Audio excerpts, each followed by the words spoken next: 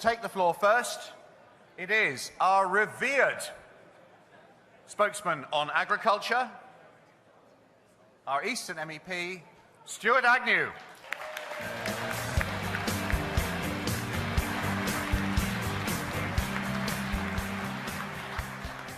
Right, good afternoon. This is the 16th event for me of a UKIP a September party conference, and by God haven't they improved. The challenge for old hands like me is that we have got to try and improve at the same time. Now, the party chairman has asked me to get going, be quick with this. He also asked me to do just 6 points for our agriculture policy because it is such a big area. So we'll make a start on that. Now, if you talk to farmers and you're a UKIP candidate, they will say to you, well, yes, we do agree, you know, with what you're saying, but the trouble is if we leave the EU, we're going to lose our subsidies, and our subsidy cheque is bigger than our profit, and so we can't possibly support you at any sort of election. Well, we did actually support agriculture financially until we joined the European Union, and we will do so when we leave it. We will use a scheme that is a modification of the European scheme. Now, you might say, you've gone native, but actually we haven't got a lot of choice. The WTO says we cannot use deficiency payments. We would have to relearn or learn how to use the US system of counter-cyclical payments, or the Canadian system of crop price assurance, or the Japanese system of a basic plan. Better to make use of the 6 or 7 years of blood, sweat and tears that it took DEFRA and the RPA to learn how to work this system. Better to use that experience, modify it for ourselves. That's what we have done. So we are now saying there will be a single farm payment for farmers. It will be worth £80 an acre. That is a sort of netted off figure. That's what they're actually getting now after you take the gross and deduct the deductions, all the rest of it. That's what it works out at about £80, £64 for the deprived areas, and £11 for the moorland. The moorland will get the benefit of headage payments for sheep and cattle. The WTO do allow some headage payments, and we will take up our share of that. At the moment, the French get most of it. You do have to qualify for this payment. It's no good just saying, oh, I own some land, taxpayer, give me some money. You must farm the land to what we call ELS standard. That's entry-level stewardship standard. That means you will have to have some grass margins around your field, you'll have to have some corners to grass, you'll have to have some bird cover plots, you'll have to manage your hedges properly. Now, that was a British scheme, the ELS. We devised that. It's pretty easy to abide by it, and it does make a difference. It means that farmers cannot be accused of being ecological vandals and environmental disasters, all that sort of thing. It takes that right out of it. That's all you have to do in order to qualify. Now, we are going to cap this payment. At the moment, more and more public money is accruing into fewer and fewer hands. This is not a desirable or satisfactory situation. So we are capping the payment to £120,000 a claimant. That is a 1,500-acre lowland farm. Anything beyond that does not get subsidy. Now, if there is a farmer with 2,000 acres out there who says, oh, I can't manage, I know what I'm going to do, well, he can let off 500 acres to a tenant, maybe his son or a shepherd or somebody like that, who can get the subsidy. He can then charge them a rent. This is not about saving money, it's about trying to get some new blood into agriculture, which is really quite difficult to do. Hold it, you heard what the chairman said. Now, we also want to try and make sure this money goes into the pockets of people who actually take a risk in agriculture, and it is a risky business. There are diseases, there are pests, weather can destroy your crop. It's those who take the risk we want to receive the money, not the person who just happens to own the land. So we will, unfortunately, have to increase the red tape a little bit by putting an extra box at the end of the form that is filled in. That is done on a field-by-field basis, and a declaration will have to be made on every field to the effect that I, the applicant, am personally responsible for the financial investment of the economic agricultural activity on this field. Words to that effect. That will help. You can't get it perfect. and it will ultimately accrue to landowners, but it's about best, I think, that we can do. Also, because of the very good mapping that we've got now, we can say, all right, 30 yards around every wind turbine will not qualify for subsidy. Those wind turbines get an enormous amount of public money anyway. Don't let's add insult to injury and give them even more. It just sends out a message. Okay, I'll have to go on to the next one now.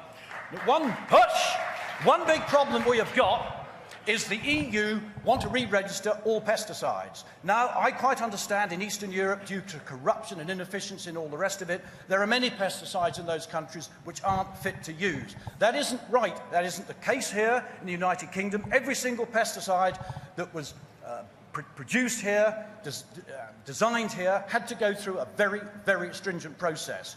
The EU says, I don't care, we're going to bring you down to all the same level, you're going to have to re-register. It's going to cost a fortune, and these firms are going to have to make an economic decision about do they spend all this money re-registering a pesticide that only has a very limited use. The victims in this firing line are the horticultural industry, where they grow a wide range of crops, but at very small acres. They do need these pesticides to grow them. What is going to happen is that the chemical company will stop producing, and this is happening as I speak. Those farmers and growers will not be able to use the material. Either they will have to struggle to grow it without, in which case they will be uncompetitive. Who will win? People will export the same materials to us, the same crops to us, that have been treated with these chemicals. So we don't win anything at all. So we are saying, forget it all. Our growers can now get the materials they want that have been through the British scheme. They've been right through it. And it also applies to bracken control up on the hills. We can get the chemical as you land back. Right. Something else that the EU does is they decide on food labelling, because they are terrified of any member state saying, this is best because it's British. That's why they like to have control of labelling. Now, there are many things that our consumers like to know about their food, and we've got an increasingly sophisticated consumer, and they want to know about additives. Well, that's pretty standard at the moment. They want to know about country of origin.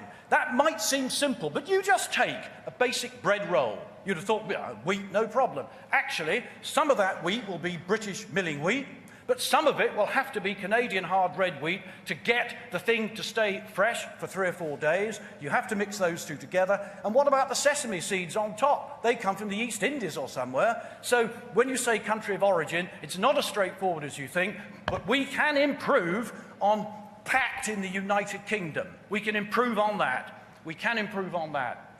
Hormone content, well, all animals have hormones, so you can't detect if any have been added on top of that. But if they have been, that should be declared. GM content, a lot of people are concerned about this. Many will not understand or not realise that all the poultry meat you eat is GM, all the pork you eat is GM or has GM contents, most of the beef you eat is, all the milk you drink and the derived products of cream, cheese, butter, chocolate, all GM, eggs, all GM, and the derived products of egg powder, quiches, cakes, mayonnaise, all GM. Some of the rice you eat, GM. The cooking oil, likely to be GM. Margarine, likely to be GM. It's all there, okay? Have it labelled. But there is a little bit of a question mark on that. 3 million tonnes of imported GM product. Our farmers are not allowed to compete. One reason is because they're not allowed to use the technology. The other is the technology they've got isn't good enough to compete. That is a dilemma that we have. Method of production, a lot of people want to know, was this animal constrained in a cage or a crate? Could it go outside? Were certain unpleasant insecticides used on it? We can talk about that. And the method of slaughter. We, as MEPs, got a lot of letters about this. We've got a problem at the moment in that there's a default situation to halal. Once the abattoir is on that, because whilst Muslims will not eat meat that isn't killed like that, a lot of consumers in this country don't really care if they do eat meat that is killed like that. Many of them don't actually know. So whether it was slaughtered conventionally, or whether it was done by the Jewish method, or whether it was done by the Muslim method, that has now got to be declared. Right. Whoa! If you go to Australia, they will say to you, are you bringing any food into the country? You have to declare that you are, because you don't realise that you can bring animal diseases into a country in food, particularly foot and mouth disease. We want to get that same status here. You know how much foot and mouth disease cost this country some years ago. We can keep it out if we have a will to do it, and that's one way of doing it. Now, when I first put this slide together, I thought, well, I'll include bushmeat, these things you see there. If you were to go to Heathrow Airport in the early hours of the morning of a weekday, you would see people staggering out of there with bulging suitcases with damp patches on the side because they're full of that stuff. A lot of people like eating it. The problem is it doesn't go through any of our hygiene processes. Us as farmers have to, we have to go through so much red tape to get meat on the market. This is just walked into the country. The big problem now, it's not just a matter of somebody getting a runny tummy. It's not just a matter of bringing animal diseases into this country. If you want to eat monkey meat, you could be bringing Ebola virus into this country. For that reason, we have got to do a lot more than we are. Again, like Rotherham, political correctness comes into this. People aren't prepared. It only needs a dog. It's all it needs. They'll sniff meat. They'll sniff meat. I promise you they will. That's all we have to do to keep this out. The UKIP message is, if you want to eat this sort of material, you will need to do it in another country.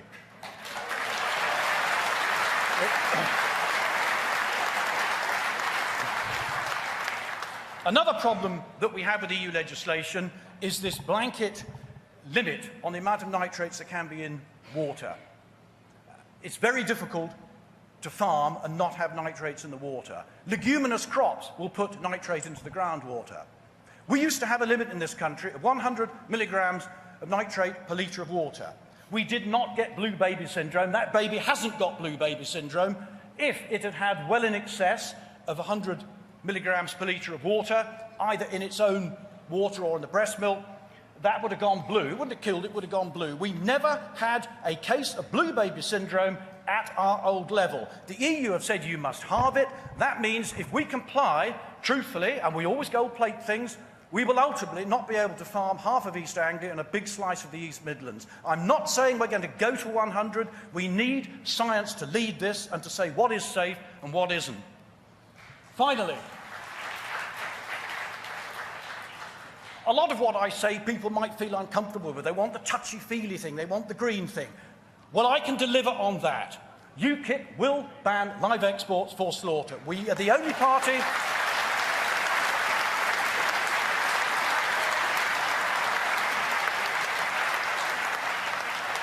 We are the only party who can do that because the EU says it interferes with trade. Now, there are varying degrees of exports.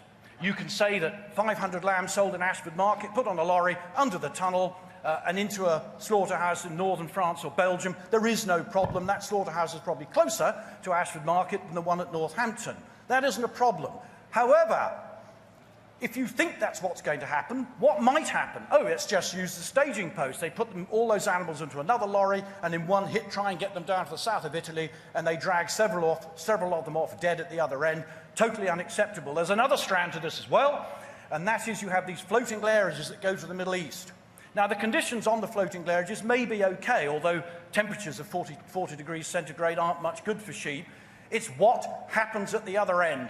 This is mild. I promise you, this is mild by what can happen. There is a huge culture difference, not only in Europe to how we think of animal welfare, but also the Middle East. They wouldn't have the luxury of being transported like that, I promise you. So we can put a stop to this. It may lose us a little bit of trade, but I urge you to think about slavery 200 years ago. People said, oh, there's an economic case for that, we must do it. Britain took the lead then, we should do it now.